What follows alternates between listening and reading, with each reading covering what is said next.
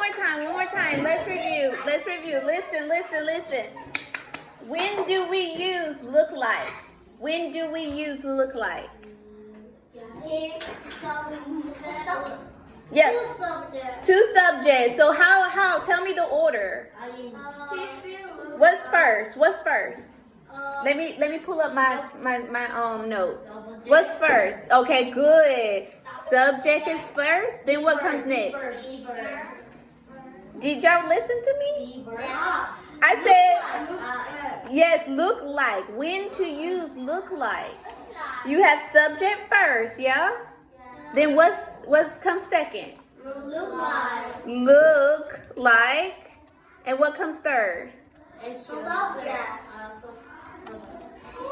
Did you listen to me? He said something. This is the order, okay? So do we count 2, 3, 1? No. It has to be 1, 2, 3, right? Subject is first. Look like is second. Subject is third, okay? So, for example, give me an example. Give me an example sentence. Okay. What you say? You say Tiffy? Okay, so this is one person, right? So, Reese, good. Looks like who? Triste. Okay, give me a sentence. Luis looks like yellow.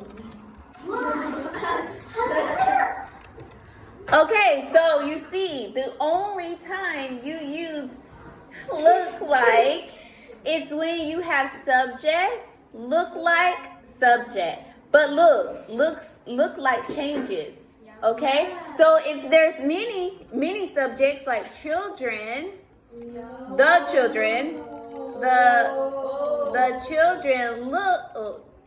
children look like pizza.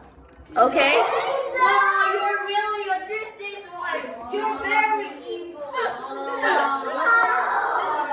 Okay. So look like doesn't change here because the subject is many.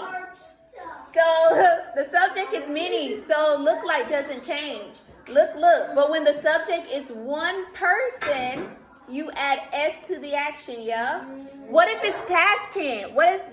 What if it is past tense? I don't know. Dad looked like his father. Look changes, okay? If it's past tense, look changes, not like. If it's one person, look changes to third person singular, add S to action. If it's many subjects, many people or things, you don't change look like. Okay? You understand? Okay, good. Excellent.